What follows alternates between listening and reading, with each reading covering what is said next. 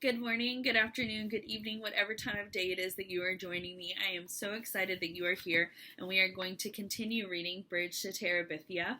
We are on chapter 4 today, so if you have not read chapters 1, 2, and 3, or listened as I read aloud to you, make sure that you go back and do that so you're totally caught up with what's happening. So just to recap what happened last chapter, since it's been a few days, Jess has been training all summer long to be the fastest kid in 5th grade. And they break up into heats, and then whoever wins that heat will then run in the final. And Jess doesn't even win his heat. Leslie ends up beating him. And I think even though there's a lot of jealousy, he's very intrigued by Leslie. She doesn't do the things that all the other girls are doing. She doesn't dress the way the other girls are dressing, and she doesn't even play with them or care to play with them. And in this day where, this time period that this book is set, that's very unusual. Girls dressed a certain way, acted a certain way, and boys dressed a certain way and acted a certain way, and they were separate. And Leslie is really breaking that stereotype and really just being who she is and not caring about anything else. And I think that even though that's very different, it's very intriguing to Jess, and I think it really will play a huge impact on their friendship and how it will grow throughout the story. So we are now going to jump into chapter 4, and this one is called Rulers of Terabithia. So hopefully we'll get to see where we get this title, Bridge to Terabithia. So if you have your book, go ahead and turn to page 29 and get in a cozy spot, and let's go ahead and get started. Rulers of Terabithia. Because school had started on the Tuesday after Labor Day, it was a short week. It was a good thing because each day was worse than the one before. Leslie continued to join the boys at recess, and every day she won. By Friday, a number of 4th and 5th grade boys had already drifted away to play King of the Mountain on a slope between the two fields. Since there were only a handful left, they didn't even have to have heats, which took away a lot of the suspense. Running wasn't fun anymore, and it was all Leslie's fault. Jess knew now that he would never be the best runner in 4th and 5th grade, and his only consolation was neither would Gary Fulcher. They went through the motions of the contest on Friday, but when it was over and Leslie had won again, everyone sort of knew without saying it that it was the end of the races. At least it was Friday, and Miss Edmonds was back. The 5th grade had music right after recess. Jess had passed Miss Edmonds in the hall earlier in the day. She had stopped him and made a fuss over him. "Did you keep drawing this summer?" "Yes, ma'am." "May I see your pictures, or are they private?" Jess shoved his hair off his forehead. "I'll show you 'em." She smiled her beautiful, even-toothed smile and shook her shining black hair off her shoulders. "Great," she said. "See you." He nodded and smiled. Even his toes had felt warm and tingle. Now he sat on the rug in the teacher's room. The same warm feeling swept through him at the sound of her voice. Even her ordinary speaking voice bubbled up from inside of her. It was rich. Miss Edmonds fiddled a minute with the guitar, talking as she tightened the strings to the jiggling of her bracelets and thrumming the chords.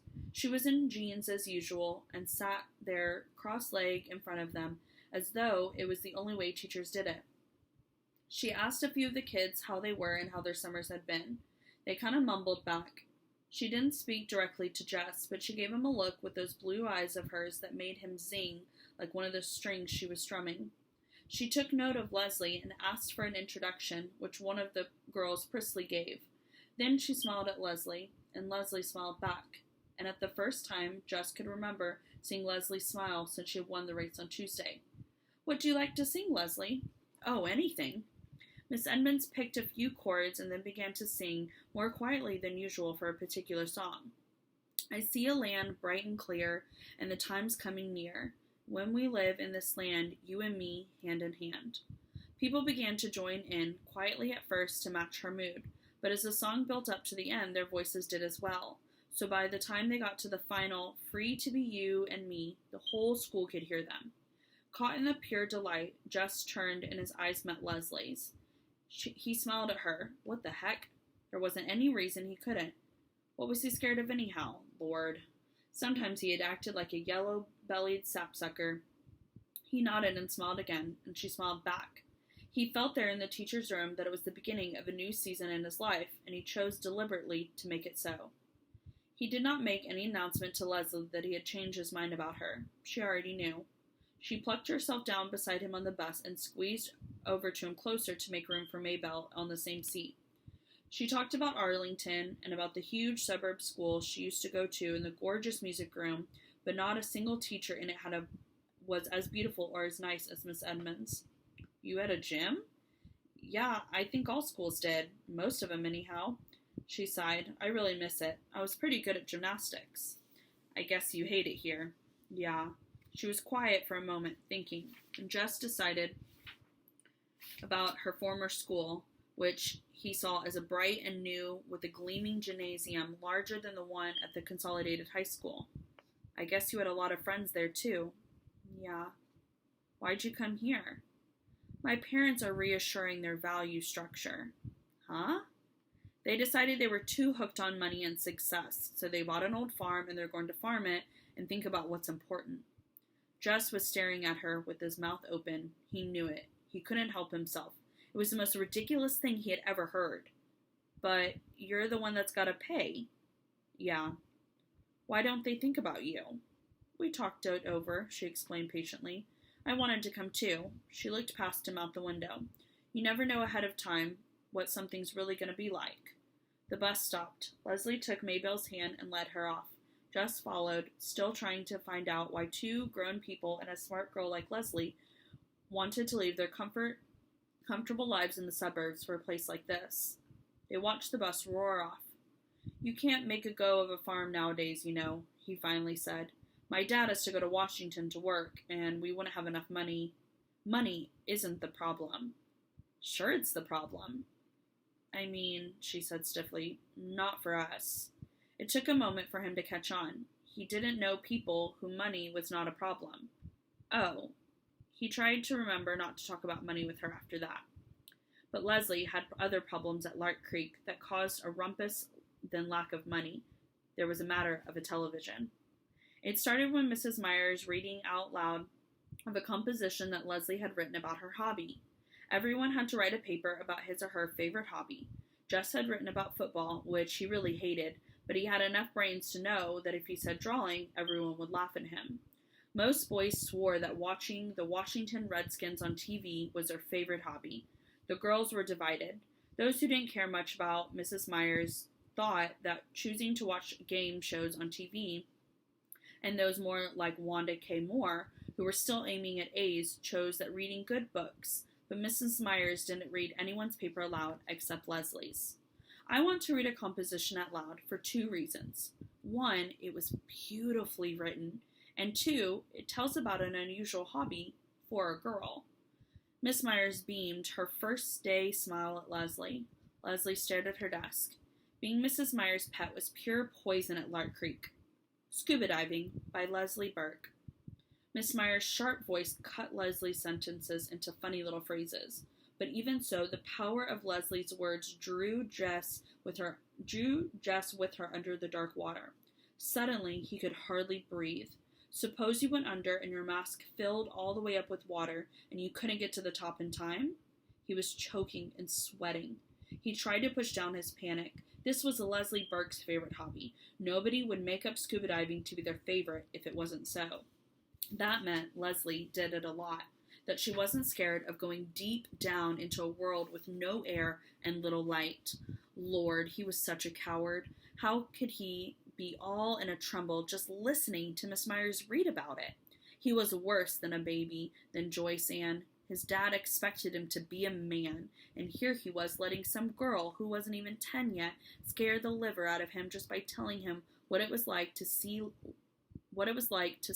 underwater. Dum, dum, dum. And I'm sure, Mrs. Myers was saying, that all of you were as impressed as I was with Leslie's exciting essay. Impressed? Lord, he was nearly drowned. In the classroom, there was a shuffling of feet and papers.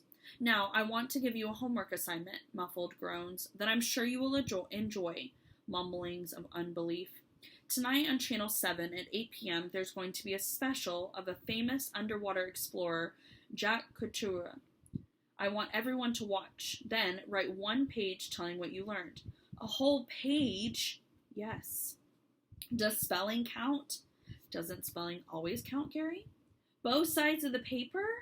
One side will be enough, Wanda K, but I will give extra credit to those who do extra work. Wanda K smiled primly. You can already see 10 pages taking shape into her pointy head. Miss Myers? Yes, Leslie. Lord, Miss Myers was liable to crack her face if she kept smiling like that. What if we can't watch the program? You inform your parents that it's homework assignment. I'm sure they will not object. What if... Leslie's voice flattened, and then she shook her head and cleared her throat so the words came out stronger. What if you don't have a television set? Lord, Leslie, don't say that. You can always watch mine. But it was too late to save her. The hissing sounds of disbelief were already building in a rumpling of contempt. Miss Myers blinked her eyes. Well? She blinked some more. You could tell that she was trying to figure out how to save Leslie, too. Well, in that case, you could write 1-page composition on something else. Couldn't one, Leslie? She tried to smile across the room, upheaval to Leslie, but it was no use. Class, class, class! Her Leslie's smile shifted suddenly and ominously into a scowl, then silenced the storm. She handed out dittoed sheets of arithmetic problems. Jess stole a look at Leslie. Her face bent lower over the math sheet and was red and fierce. At recess time, he was playing King of the Mountain and could see that Leslie was surrounded by a group of girls led by Wanda K. He couldn't hear what they were saying, but he could tell by the proud way Leslie was throwing her head back that the others were making fun of her. Greg Williams grabbed him then, and while they wrestled, Leslie disappeared. It was none of his business, really, but he threw Greg down on the hill as hard as he could and yelled to no one in particular, "Gotta go!" He stationed himself across the girls' room. Leslie came out after a few minutes. He could tell she had been crying. "Hey, Leslie," he called softly. "Go away," she turned abruptly and headed the other way in a fast walk. With an eye on the office door, he ran after her. Nobody was supposed to be in the halls during recess. "Leslie, what's the matter?" "You know perfectly well what's the matter, Jess Aarons." "Yeah," he rubbed his hair. "If you could have just kept your mouth shut, you could always watch at my—" But she had wheeled around again and went zooming down the hall before he could finish the sentence and catch up to her. She was swinging the door to the girls' room right at his nose. Jess slunk out of the building. He couldn't risk Mr. Turner catching him hanging around the girls' room like he was some kind of weirdo or something. After school, Leslie got on the bus before he did and went straight to the corner of the long back seat, right to the 7th grader's seat. He jerked his head toward her to warn her to come up further to the front, but she wouldn't even look at him. He could see the 7th graders headed for the bus. The huge, bossy girls and the mean, skinny, narrow-eyed boys. They'd kill her for sitting in their territory. He jumped up and ran to the back, grabbed Leslie by the arm. "You gotta go to your regular seat, Leslie." Even as he spoke, he could feel the bigger kids pushing behind him down the narrow aisle. Indeed, Janice Avery, who among all the 7th graders was the one person who devoted her entire life to scaring the wits out of anyone smaller than she, was right behind him. "Move, kid," she said. He planted his body as firmly as he could, and although his heart was knocking at his Adam's apple, "Come on, Leslie," he said, and then he made himself turn and give Janice Avery one of those lookovers, from frizz blonde hair past too tight blouse and broaded beam jeans to gigantic sneakers. When he was finished, he swallowed and then stared into her scowling face and said almost steadily, "Don't look like there'll be room across the back here for you and Janice Avery." Janice's eyes were hate-mad, but she moved aside for Jess and Leslie to make their way past her in their regular seat. Leslie glanced back as they sat down and leaned over. "She's going to get you for that, Jess. Boy, she is mad." Jess warmed to the tone of Leslie's respect in the voice, but he didn't dare look back. "Heck," he said, "you think I'm going to let some dumb cow like that scare me?" By the time they got off the bus, he could finally send a swallow past his Adam's apple without choking. He gave a little wave at the back seat of the bus as it pulled off. Leslie was grinning over at him, over Mabel's head. "Well," he said happily, "see you." "Hey, do you think we could go do something this afternoon?" "Me too, I want to do something," Mabel shrilled. Jess looked at Leslie. No was in her eyes. Not this time, Maybelle. Leslie and I got something we gotta do by ourselves. You can carry my books home and tell Mama I'm over at the Burks, okay? You ain't got nothing to do. You ain't even planned nothing. Leslie came and leaned over Maybelle, putting her hand on the little girl's thin shoulders. Maybelle, would you like some new paper dolls? Maybelle slid her eyes suspiciously. What kind? Life in colonial America. Maybelle shook her head. I want a bride or Miss America. You can pretend those bride paper dolls. They have lots of beautiful long dresses. What's the matter with them? Nothing. They're brand new. How come you don't want them if they're so great? When you're my age, Leslie gave a little sigh, you just don't play with paper dolls anymore. My grandmother sent me these. You know how it is. Grandmothers just forget you're growing up. Maybelle's one living grandmother was in Georgia and never sent her anything. You already punch him out? No, honestly, and all the clothes punch out too. You don't even have to use scissors. They could see she was weakening. How about, Jess began, you coming down and taking a look at them? And if they suit you, you can take them along home when you go tell Mama where I am. After they watched Maybelle tearing up the hill, clutching her new treasure, Jess and Leslie turned and ran up the empty field toward the old Perkins place and down to the dry creek bed that separated the farmland from the woods. There was an old crab apple tree there just on the bank of the creek bed, from which someone, long forgotten, had hung a rope. They took turns swinging across the gully on the rope. It was a glorious autumn day, and if you look up as you swung, it gave you a feeling of floating. Jess leaned back and drank in the rich, clear color of the sky. He was drifting like a fat, white, lazy cloud back and forth across the blue. Do you know what we need? Leslie called to him. Intoxicating as he was with the heavens, he couldn't imagine needing anything on earth. We need a place, she said, just for us. It would be a secret that we would never have to tell anyone in the whole world about it. Jess came swinging back and dragged his feet to a stop. She lowered her voice almost to a whisper. It might be a whole secret country, she continued, and you and I would be the rulers of it. Her eyes stirred him inside. Her words stirred him inside. He liked to be a ruler of something, even something that wasn't even real. Okay, he said. Where could we have it? Over there in the woods where nobody would come and mess it up. There were parts of the woods that Jess did not like. Dark places where it was almost like being underwater. But he didn't say so. I know, she was getting excited. It could be a magic country like Narnia, and the only way you could get to it is by swinging across this enchanted rope. Her eyes were bright. He grabbed the rope. Come on, she said. Let's find a place to build our castle stronghold. They had only gone a few yards into the woods beyond the creek bed when Leslie stopped. How about right here? She asked. Sure, Jess agreed quickly, relieved there was no need to plunge deeper into the woods. He would take her there, of course, for he wasn't such a coward that he would mind a little exploring now and then, further in amongst the ever-darkening columns of the tall pines. But as a regular thing, a permanent place, this is where he could choose to be. Here, where the dogwood and the redwood played hide and seek among the oaks and the evergreens, and the sun flung itself into the golden streams through the trees to splash warmly at their feet. Sure, he repeated himself, nodding vigorously. The underbrush was dry and would be easy to clear. The ground was almost level. This is a good place to build. Leslie named their secret land Terabithia. She said she loaned Jess all of her books about Narnia and so that he would know how things went in a magic kingdom, how the animals and the trees would be protected, and how the ruler must behave.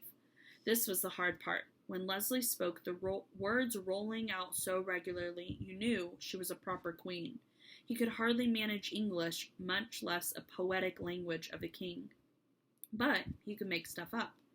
They dragged boards and other materials down from the scrap heap by Miss Bessie's pasture and built their castle stronghold in a place they had found in the woods.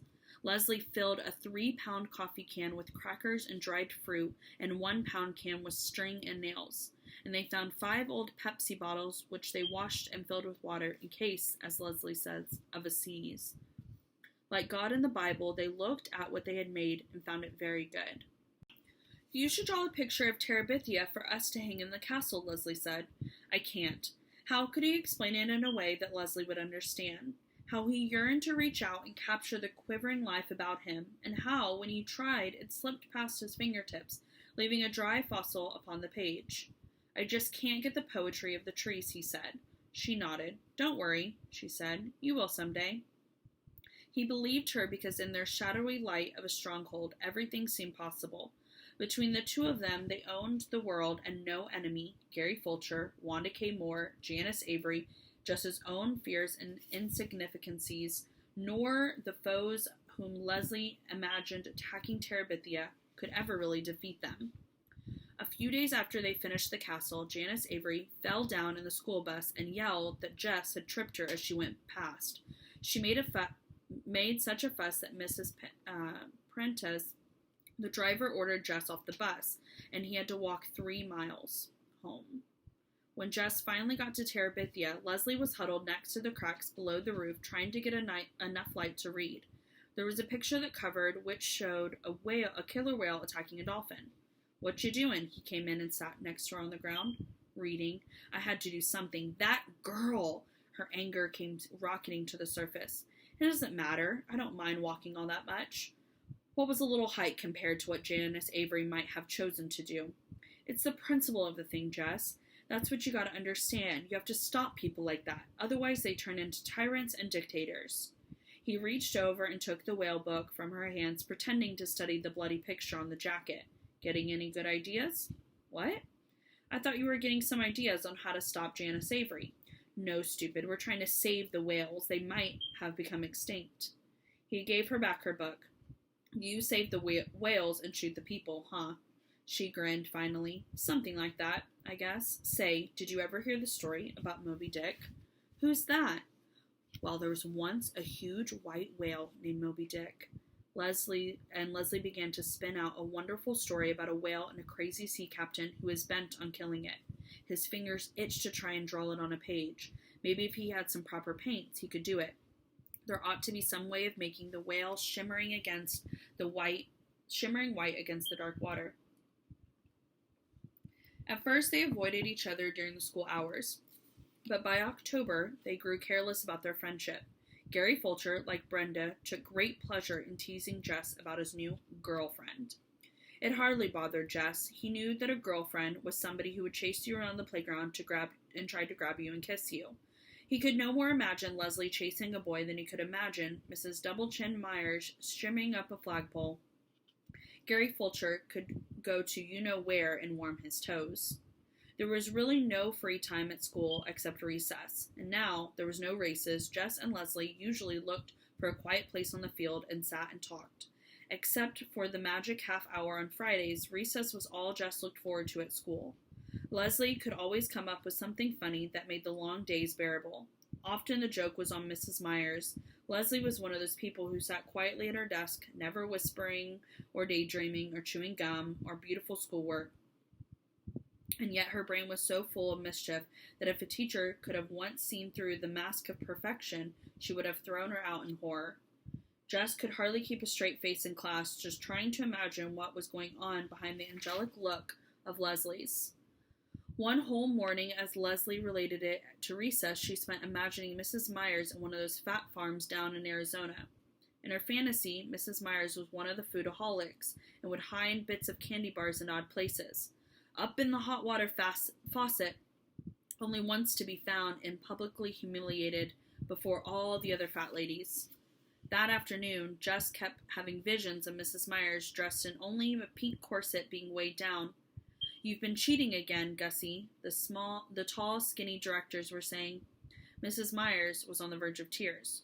Jess Aarons! The teacher's sharp voice punctured his daydream, and he couldn't look at Mrs. Myers with her straight, pudgy face. He cracked up. He set his sight on her uneven hemline. Yes? He was going to have to get coaching from Leslie. Mrs. Myers always caught him when his mind was on vacation, and she never seemed to suspect Leslie was not paying attention. He sneaked a glance that way, and Leslie was totally absorbed in her geography book, and so it appeared to anyone who didn't know. Terabithia was cold in November. They didn't dare build a fire in the castle, though. Sometimes they would build one outside and huddle around it. For a while, Leslie had been able to keep 2 sleeping bags in the stronghold, but around the 1st of December, her father noticed their absence and she had to take them back. Actually, Jess made her take them back. It was not that he was afraid of the Burkes exactly. Leslie's parents were young, with straight white teeth and lots of hair, both of them. Leslie called them Judy and Bill, which bothered Jess more than he wanted it to.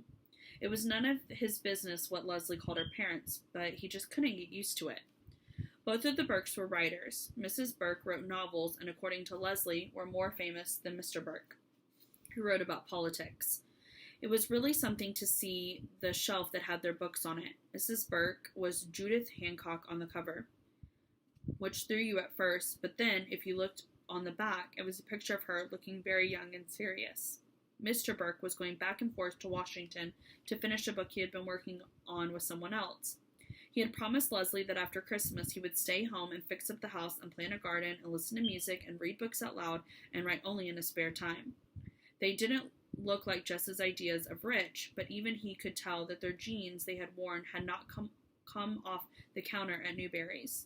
There was no TV at the Burkes, but there were mountains of records and stereo sets that looked like something off Star Trek. And although their car was small and dusty, it was Italian and looked very expensive.